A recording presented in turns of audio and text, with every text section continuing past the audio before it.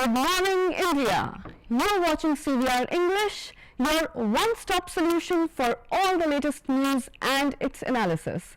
I'm Anukriti Govind Sharma, and today I am going to take you through the latest headlines of the day and their analysis. But before we do that, here's wishing all the lovely viewers of CVR English a very happy, colorful and a most vibrant Holi. Yes, ladies and gentlemen, we are celebrating the festival of colors today across the nation. Now, I am really happy and excited about playing Holi with my friends and family today.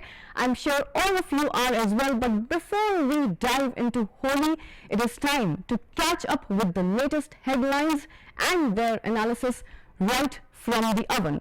So I have a lot of newspapers right here with me. We have got the Hindu, we've got the Deccan Chronicle, the Hands India, and the one thing which is particularly common in all the newspapers today is this headline about the COVID-19 scare and how this virus has been spreading across the country, left, right and center. Yes, we have had a consistent rise in the number of confirmed cases of the coronavirus, and slowly and steadily this is becoming a cause of major concern for the citizens of India as well as the government. Now, according to the Hindu headlines, we have had fresh COVID-19 cases arising in Kerala, and now the total number of cases in India stands at 43. Now, according to the research conducted by me at the CVR English studio, India on Monday reported 4 new cases of the coronavirus, which has taken the total number of cases up to 43. The Union Health Ministry officials said that 1 new case each has been reported from Delhi, Kerala, Uttar Pradesh and Jammu and Kashmir. As the coronavirus epidemic spreads globally, COVID-19 cases and deaths due to the novel virus continue to rise. Interestingly, we find that Italy has recorded the second highest toll in the world so far, after reporting a sharp jump in the deaths and also overtaking South Korea as far as the number of infections are concerned. The number of fatalities nearly tripled, rising from 133 to 366 on Sunday. China so far has reported 22 new deaths on Monday, the lowest number of fresh cases since the outbreak. Yes, ladies and gentlemen, now this is becoming more of a concern gradually. But according to KCR, we still do not have a major panic situation here in Telangana. And that's because of the upcoming summer season in India, especially in the southern region of the country, especially Telangana state, where so far the temperatures have been recorded anywhere between 30 to 38 degrees Celsius. According to KCR's scientist friends, the coronavirus is unable to survive or multiply beyond 27 degrees Celsius, which means that people in Telangana are relatively safer because of the hot and the high temperatures of the state. Having said that, with 43 individuals diagnosed with the deadly novel coronavirus in India, everyone seems to be going into a state of panic, which is quite understandable. And as a fallout, people are now believing just about anything and everything that they are coming across on the internet. Seriously, internet can be quite misguiding at times. Now, what we have come across is a very interesting piece of information which we would like to share with all of you. Among the several pieces of information, there is one that has actually asked the people to drink alcohol to stay safe and kill the deadly virus. Well, that actually makes me laugh even as I share this information with you, because according to the World Health Organization, this is not quite true. Busting the myths and misconceptions and the misinformation about the deadly coronavirus, the WHO has said, and I quote, "No, it is actually not true. Spraying alcohol or chlorine all over your body is not going to kill any viruses that have already entered your body." According to the Global Health Agency, spraying such substances can be quite harmful to the clothes or your eyes and the mouth. The WHO says, and I quote, "Be aware that both alcohol and chlorine can be useful only to disinfect surfaces, but they need to be used under the appropriate recommendations," the WHO has said. And also, the most effective way to protect yourself right now against the deadly coronavirus is by frequently cleaning your hands with alcohol-based hand rubs or washing them with regular soap and water, according to the organization. The WHO also revealed that taking a hot bath does not really do much or does not really prevent the new coronavirus disease and cannot be transmitted through goods manufactured in China or any country that reports the COVID-19 cases. Yes, it is actually shocking, but it is true that there has been this fake news which has been doing rounds about avoiding the purchase of any goods which have been manufactured in China as well. Now, keeping the scientific basis of the current scenario in mind, all of us will completely agree with me when I say that this news is absolutely ridiculous and has no scientific basis whatsoever. So there is no need for us to believe it as well. So far, the deadly novel coronavirus has now infected more than 1 lakh people across the globe and taken more than 3,000 lives globally. That is quite sad, but yes, the scientific community across the globe is working day and night and is running from pillar to post to get a scientific remedy or a vaccine into the market as soon as possible. As of Saturday, the last Saturday, the total number of coronavirus cases around the world was 1,01,492, with approximately 3,485 deaths. That is quite a serious situation, but let's move on from the COVID-19 updates, because across the globe throughout the day we will be updating you about the constant rise in the numbers of disease suspects as well as the death toll that the coronavirus has achieved by the end of the day. But having said that, the government is also issuing the same orders, and the orders talk about staying alert and safe. And yet there is no need to enter into a state of frenzy or panic because of the high temperatures that India is currently facing. Having said that, we are still sitting in the first week of March. We still have April and May, which means that as the months progress, the temperature of the nation is only going to rise, especially the southern part of the country where Telangana state is located.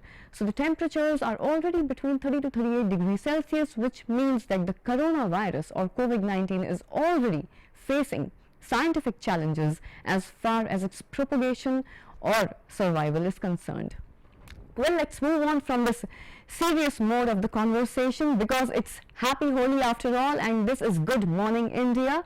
All of us are aware of the International Women's Day celebrations which took place just a day before yesterday all across the country, and the celebrations were happening across the country amongst the masses as well as the government. Yes, Prime Minister Narendra Modi has been quite vocal about his appreciation and acknowledgement for the women achievers from the country.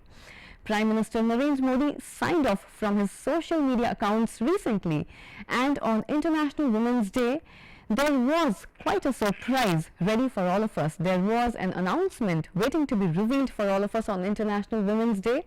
What actually happened was that PM Modi handed over his social media accounts to 7 women achievers from the country who interacted with the social media users throughout that day. 7 women, yes, may I tell you, 7 women from across the country were chosen, and they talked about their work and called for a change in the country as they engaged with the people from Prime Minister Narendra Modi's social media accounts on International Women's Day this Sunday. They shared their life journeys after Prime Minister Modi signed off from his Twitter, Facebook, Instagram and YouTube accounts as promised last Sunday. I quote, "Greetings on International Women's Day. We salute the spirit and accomplishments of our Nari Shakti. As I said a few days ago, I'm signing off, and throughout the day, 7 women achievers will share their life journeys and perhaps interact with you through my social media accounts." This is what PM Modi had tweeted on Sunday, and I quote, "India has outstanding women achievers in all parts of the nation, and these women have done quite a lot of great work in the wide range of sectors. Their struggles, their aspirations motivate the millions. Let us keep celebrating the achievements of such women and learning from them," further said Modi. Well, let's start with the very first woman achiever of India who took over his social media accounts. We had Sneha Mohandas, who is the founder of Food Bank India. Well, she was the first lady to tweet from PM Modi's Twitter handle. She posted a video as well to introduce herself and the work that she does. Her posts also popped up on Facebook, Instagram and the YouTube accounts of the Prime Minister for all of us to see. She urged the people to feed at least one needy person and stressed on the zero wastage of food. Next, we had Malvika Iyer, for whom giving up is never an option. She lost both her hands and severely damaged her legs in a bomb blast when she was 13 years old. Arifa, an entrepreneur working to revive the traditional felted craft Nunda of Kashmir, was the third lady who told her success story on these social media accounts. She emphasized that women should focus on becoming self-reliant and also help other women. A water warrior by the name of Kalpana Ramesh was the next woman to share what she does. And I quote her, she said, "I never imagined that I could bring back the birds to a lake or tweet from PM's handle.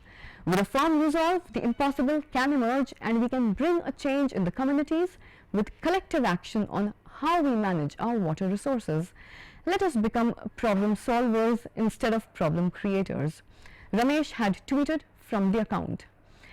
And moving on, a member of the Banjara community from the rural Maharashtra was the fifth woman in the list as she praised Prime Minister's efforts to promote the Gormati art of Maharashtra.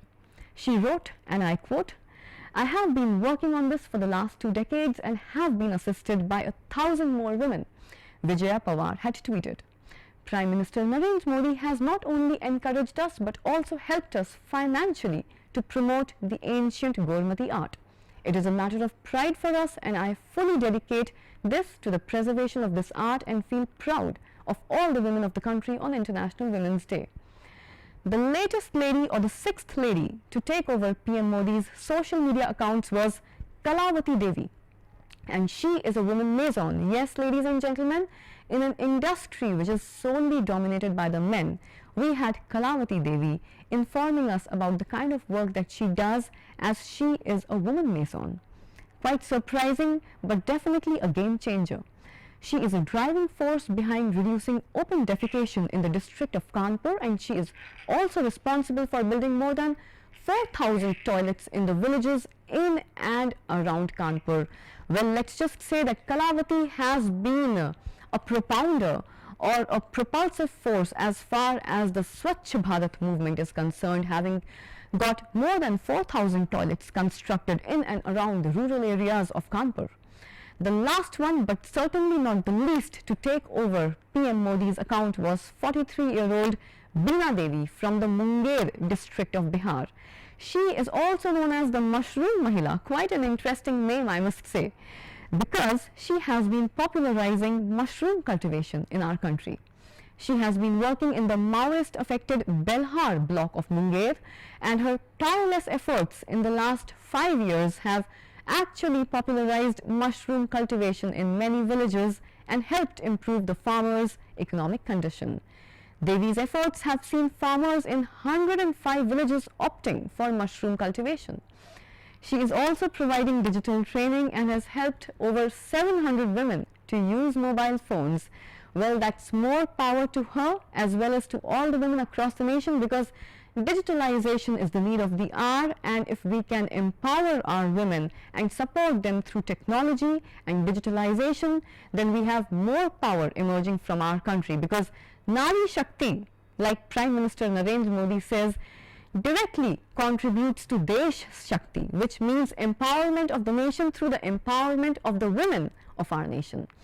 The Prime Minister, who is one of the most followed personalities on social media in India, had said that he was thinking of giving up his social media accounts quite recently and left his followers wondering about his move as to why he was doing this. Thousands of his followers retweeted, replied and questioned his decision and even asked him to rethink about it. Well, the next day was quite a surprise for us, because he tweeted again to say that he will now give his social accounts to women whose lives and work have inspired us on International Women's Day. That was quite a bit of a surprise, but a very pleasant surprise. And that's what he did on International Women's Day.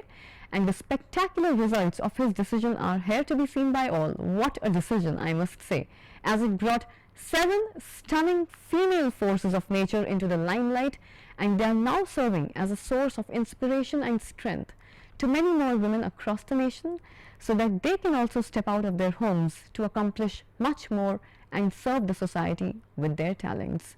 Well, that was from Prime Minister Narendra Modi's office, but how can we leave Bollywood behind, especially a phenomenal, a firebrand actress like Kangana Ranaut? On the occasion of International Women's Day, the world celebrated the spirit of women, but during her interaction at a conclave recently, famous Bollywood actress Kangana stressed on the importance of women realizing their own potential instead of waiting for others to validate them. She said, and I quote, "Women are only as empowered as they think they are. If you don't think you are an equal, well, nobody can change that."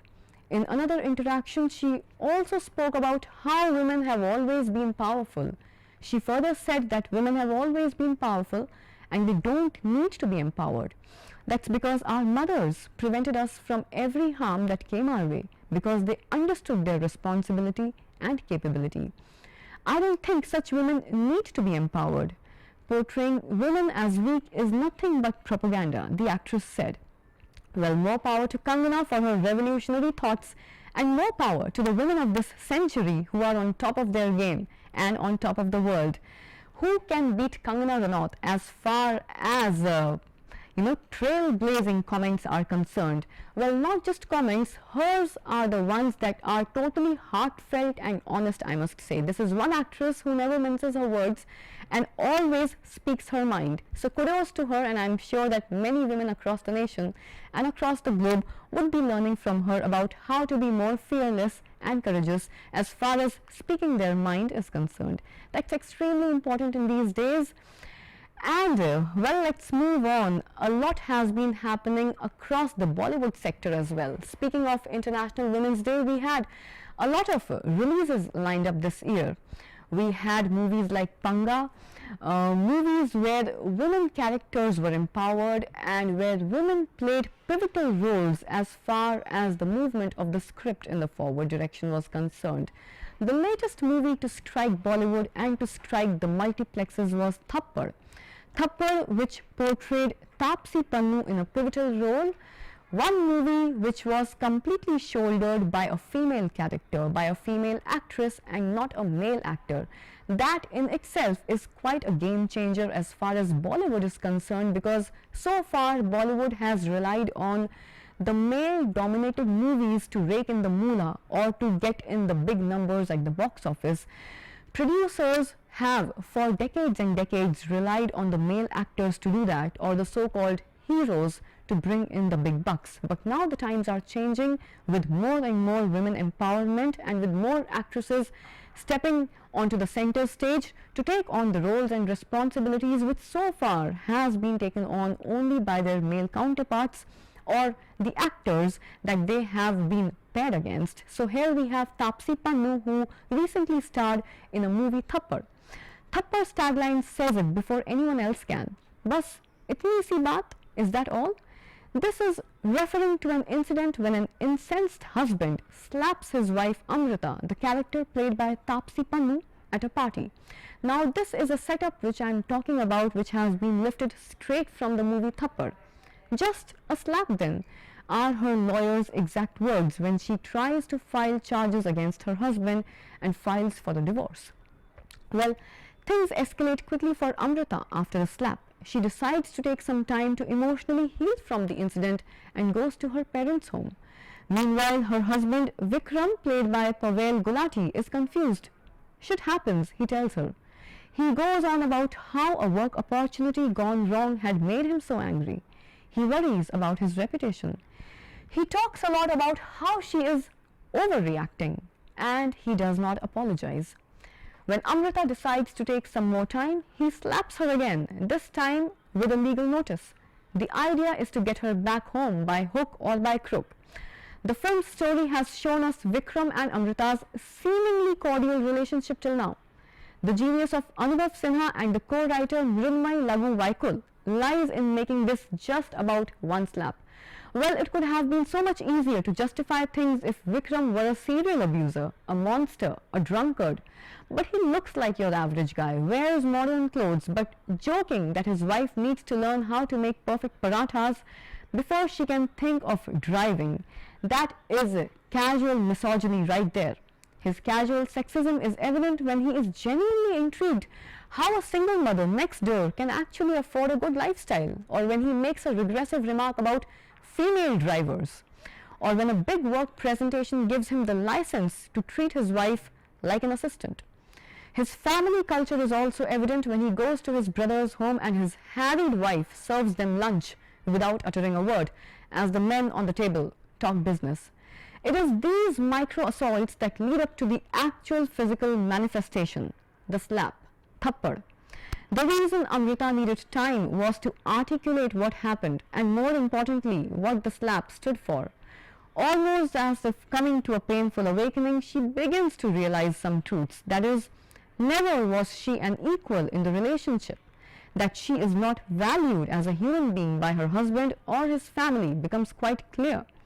That she was keeping herself small so that others could grow and thrive was apparent.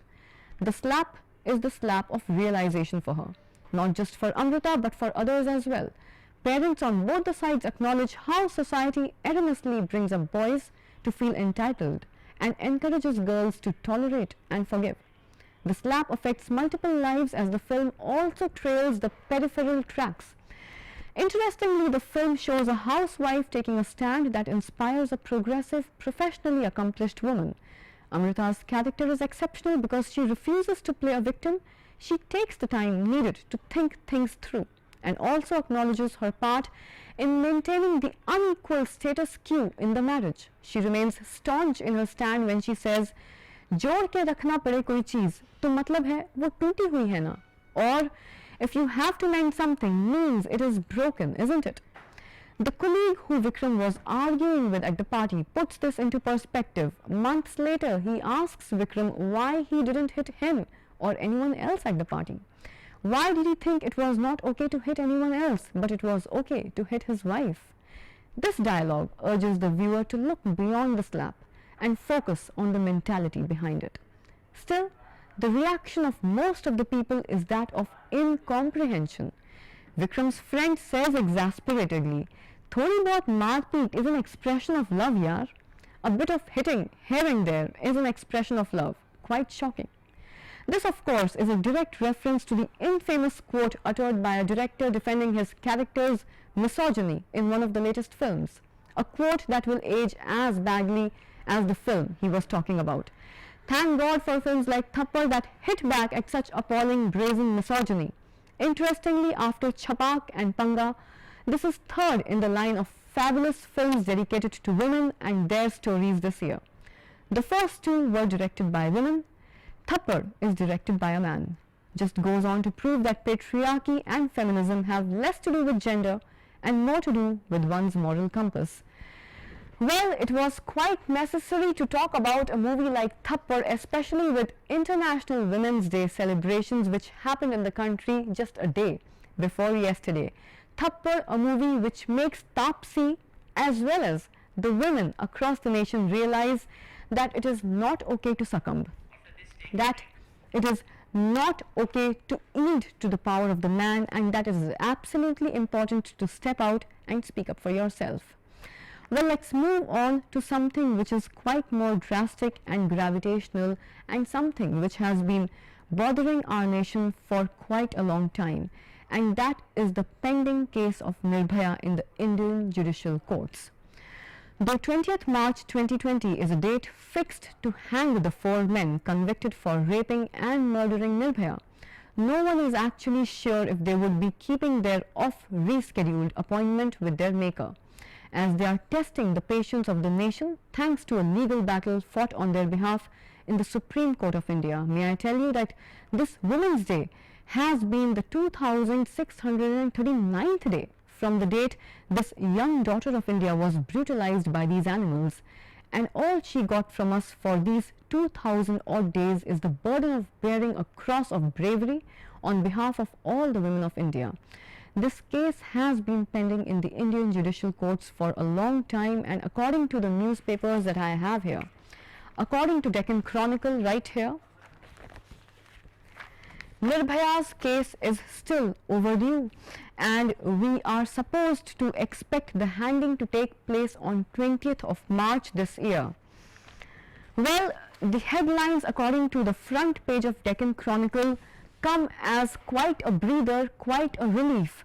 However, we as citizens of India are still not sure as to the hanging will take place according to the final schedule which has been set by the Supreme Court, and the reason behind this are the constant delays which have been happening throughout Nirbhaya's case. As justice keeps eluding Nirbhaya and her family, I see a palpable anger rising amongst the women against the legal system that has made it possible for a lawyer to save the rapists from the hangman's noose for such a long time. So if we go deep into this headline and try to analyze it further, and if we consider the first date, which was the 13th of September 2013 back in the day, when the first death sentence was delivered by the ominously named Fast Track Court that was inaugurated by then Chief Justice of India Altamas Kabir to ensure the quickest possible delivery of justice, men held guilty of the crime have managed to escape the hanging for 2,369 days. And this miracle was possible mainly because every procedural loophole in the legal system was used successfully in this matter, to such an extent that many of us have now lost faith in the Indian judicial system. As one more case is now filed in the Supreme Court on behalf of one of the convicts, there is a possibility that the blind goddess of justice would be back to riding the merry-go-round once again. And that is because we keep coming across the same headline about Nirbhaya's case again and again, every other day in all the newspapers of Telangana, any update or the other. It can be an update regarding a petition filed or a mercy plea filed by one of the convicts in the Nirbhaya's case, or any headline about the change of the date for the execution. All these changes are happening constantly, and these changes are making constant headlines in all these newspapers which are here in front of me.